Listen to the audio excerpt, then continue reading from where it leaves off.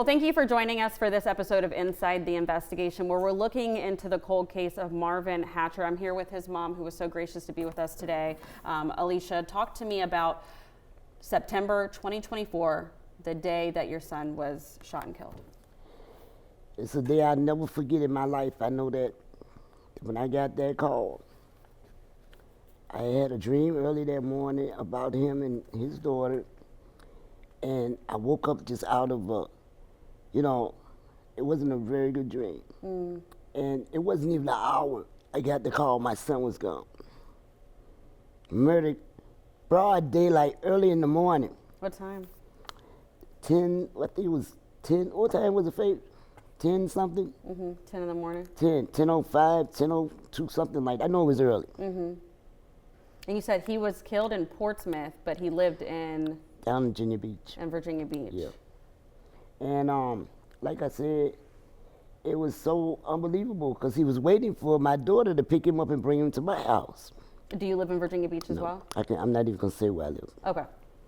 But yeah, and she was 10 minutes away from picking him up and bringing him to me. And when she got there he was. Her and the police arrived at the same time. Oh no. It was people out there. I don't want to say it, but the way it was reported, he was suffering. So he lay there and just bled to death, brains everywhere. It wasn't right. My daughter went back that night and scraped and cleaned up his blood and brains out the street. He had to have a cap on at the funeral. Had to put a cap on it. So you said what you know so far about the incident was whomever pulled the trigger shot him in the back of the head. Yes. One shot? I have no idea how many. When your sister, or when your daughter got there, rather, excuse me, his sister. Yeah, she got there the same time with the police and the ambulance arrived. So he laid there, God knows. How long? Nobody touched him. I'm quite sure, because like I said, if you could turn your head to somebody in broad daylight, and who knows who could be next. It could have been their son, their grandson, nephew, daughter, anything. It's not right. It's not right. Did you ever think in, a billion years that even over a year later you still wouldn't have full answers? Not at all. Not at all. The way that things was said and whatever, I thought sure this case would have been closed by now. But the way the law works, this, that, and the other. But I never seen such disrespect in my life. When I had that 1 year memorial there with Cheyenne and the other photographer, and the accused person came riding by. So you said someone was arrested, but they were never, they were taken into custody rather. Yeah, they did like 6 months, and then they let him out. Because of the witness not showing. Unbelievable. Do you think there was witness intimidation? Do you think that person? I don't know where that person is. I would love to see her and say, please, have a heart. Please, just come say it. You saw it. And the more people, her was out there. I'm telling you, that area is always people. So I know it was just more than one person saw this. So this witness, was this, to your knowledge, a friend of the suspect? No idea. Someone who just happened to be out there at that time? I have no idea. Okay, but police just told you, hey, there's a woman who saw it, but she won't testify in court. Nobody knows her whereabouts. Can't locate, found, nothing. But I would feel like this, a family member should have reported that person missing by now. If someone does know her whereabouts, because if it was my person or someone in my family that don't nobody know where they're, I feel like a missing report should have been filed on that person. So you're saying the witness has just up and disappeared? Yes, vanished. Poof. And you're saying the family of that witness has not really put forth an effort, or No one has said nothing. That's what are I'm police saying. telling you at this point? What are they when you call them and say, "Hey, what's the I, the latest in my every son's 2 case?" weeks I call. Every 2 weeks, and not every week, once a week. Still nothing. Nobody knows nothing. I think by now the U.S. Marshals need to get to this. As So serious as this you want case another is, agency involved at this point? I can't afford. I called. If you could. If I could, I would have me a private investigator to slow walk this person down and bring them in for this. So the person who they did arrest for the 6 months they did time, do you know what they were locked up for? Was it? First degree. Okay, and then they had to okay, I see what you're saying. So they arrested them, but then when it came to the court proceedings, the witness Right. didn't show up. So that was that. So then that And was so it's that. not over.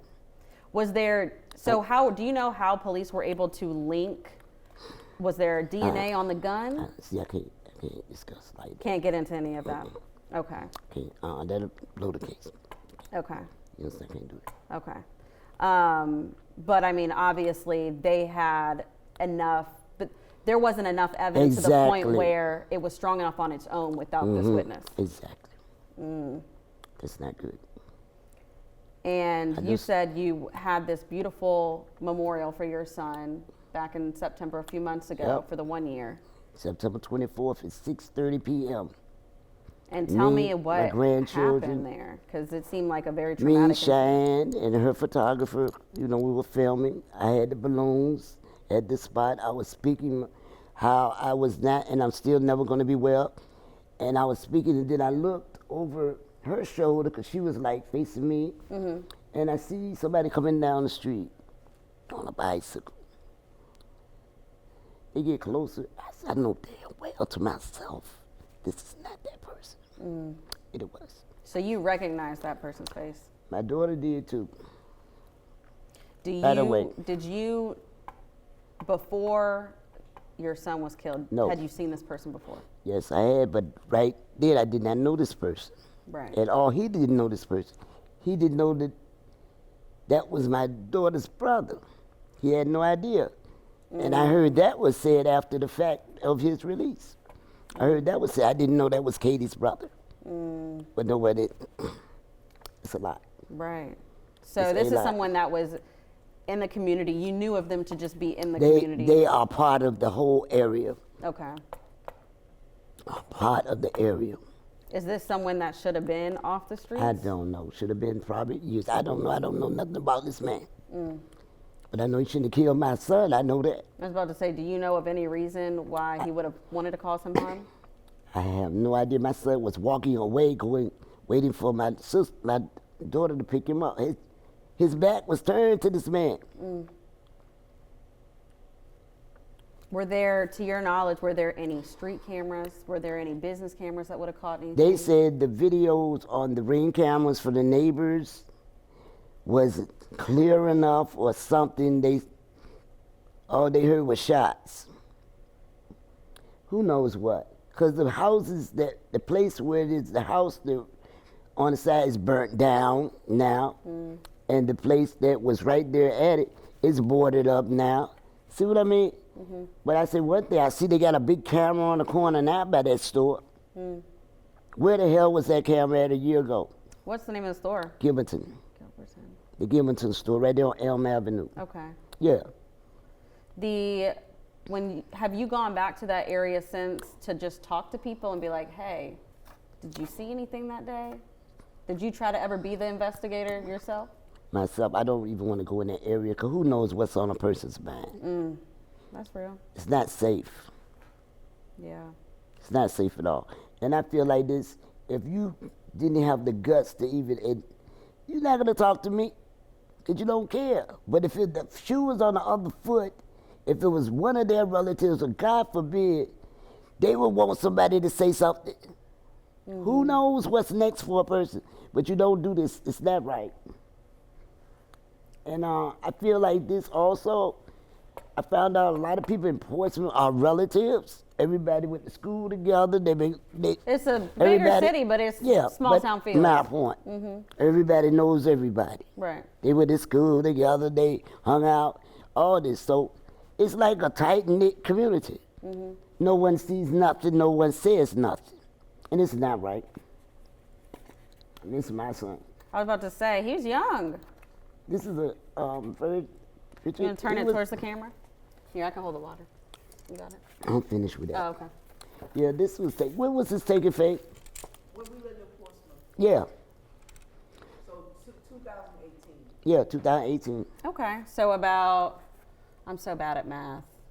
Like It's roughly 10 years before, 8 years before he passed, and then this is a more recent. Yeah, that's the recent. That was recent. What Yes. what was he like? Wow. He was a very high-spirited person. He loved people more than people loved him. He would go out his way to help somebody, but when he needed somebody, you know, to help him, but he always went out his way. He would come.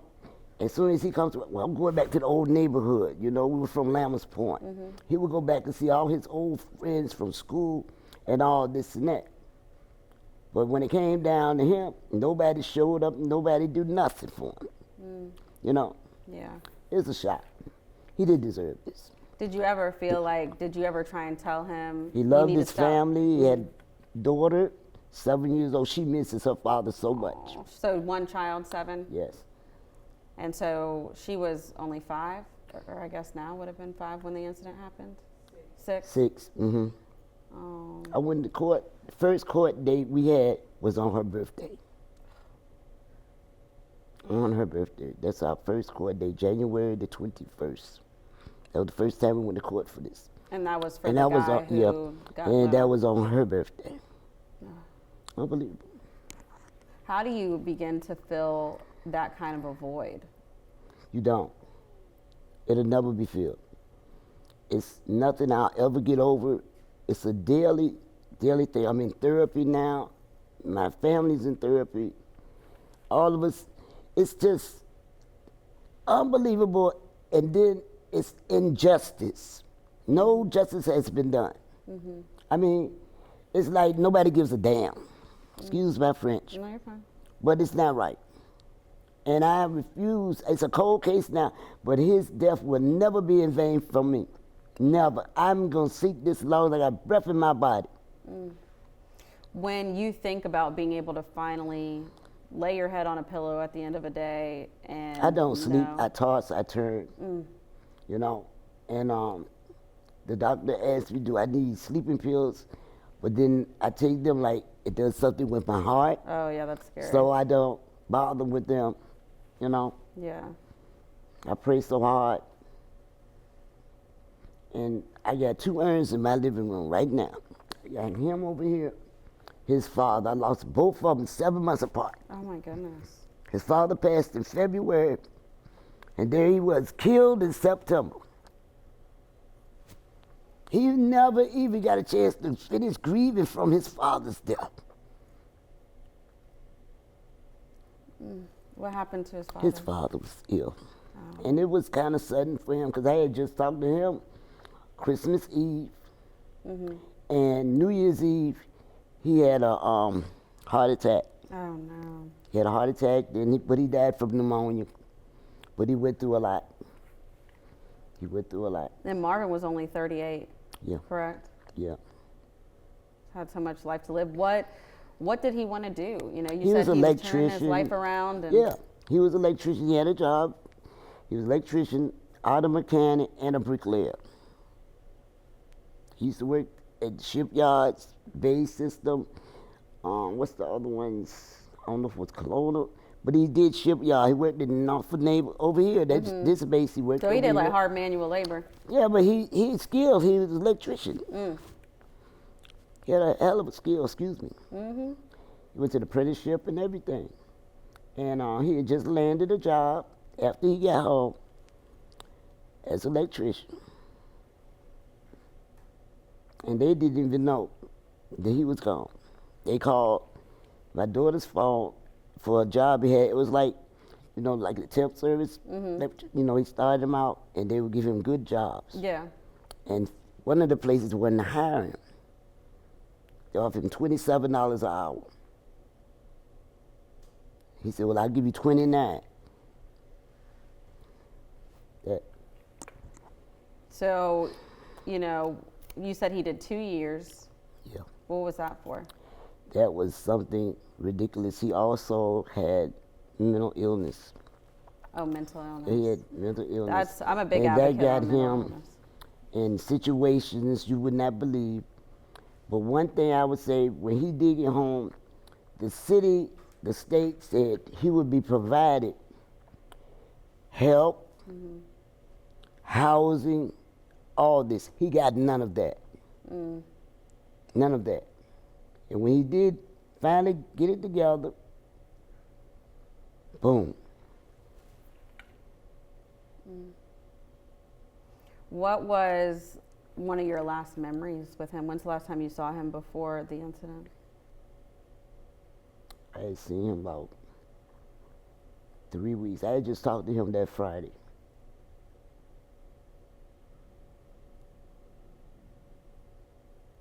He had got himself in a supportive house, Like I said, he had his bumps in the road. He had issues. We all do. But he was straightening himself out. He loved his daughter. He loved her, my daughter-in-law. He loved his family. And his heart was very big. He loved to make people laugh all the time. That was, You see him, he's smiling. You see the smile? That's it. When you see him, that was it. You see him coming down the street, this smile. Right here. Yes. At the funeral, were you surprised by the people who came out? Nobody. No one came. Few people, very few, and that took me by surprise. Because the same people that he broke his neck to go out and see didn't even show. Didn't give a damn. Unbelievable. It didn't bother me because I found out who the hell was who. And things I used to tell, I said, why do you keep putting yourself through this, running around, looking for these people? Nobody cares now. Yeah.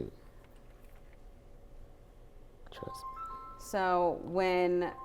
So we are now a year and a few months out from the shooting, and they made an arrest. Witness didn't show. At this point, do you feel like your only hope is for said witness, who is now MIA, to come forward, or you said you feel like even more people in that community know more than that one I begged person? for help at the memorial.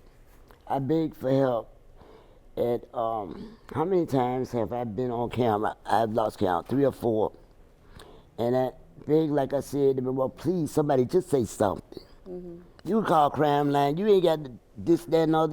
We even had money up for help to be, had what? Was it 2,000 or 3,000 the city of Portsmouth had put up for information? Oh, a reward? Yeah, nobody even called for that. Nobody cares. But like I said, you just don't know. I say a person killed one time, they'll kill again. That's what I mean. I feel like, do you think that No they get conscience or away with whatever. it, and then it I empowers don't them? even want to talk like that. I don't even give that person that type of goddamn satisfaction. Do you feel more hurt or anger? All together, everything. I'm not well about this. My only son, the oldest child, firstborn. It wasn't right. I feel I was a coward, low life, to do something like that to a person for nothing.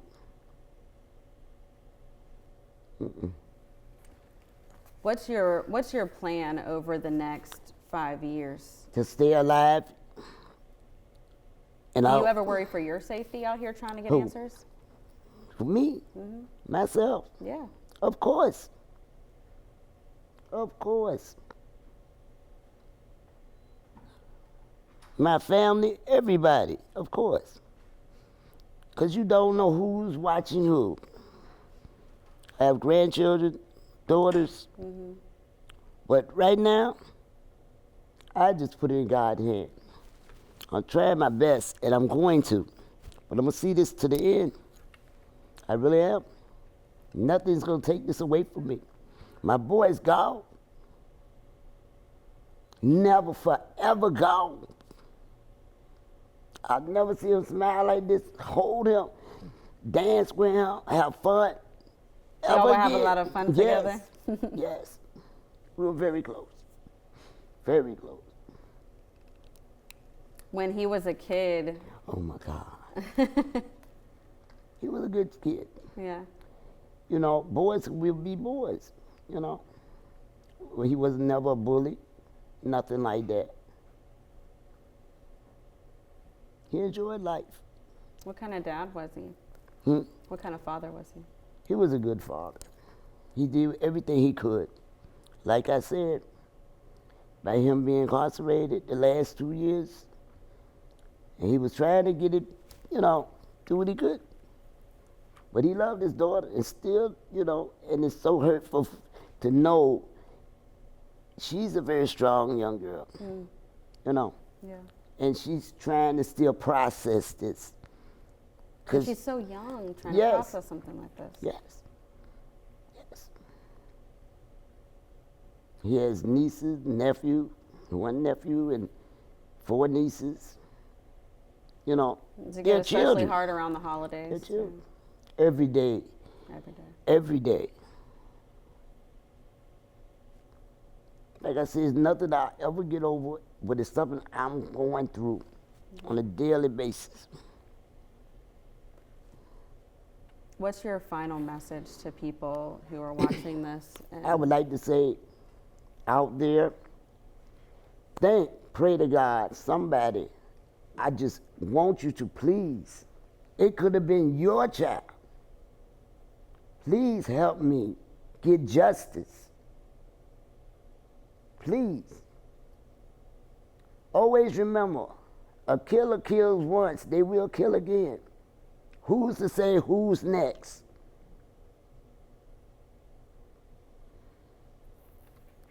Thank you so much for talking with me today. Yes. I appreciate it. And then that, again, Marvin Hatcher, and thank you for tuning in for this episode of Inside the Investigation.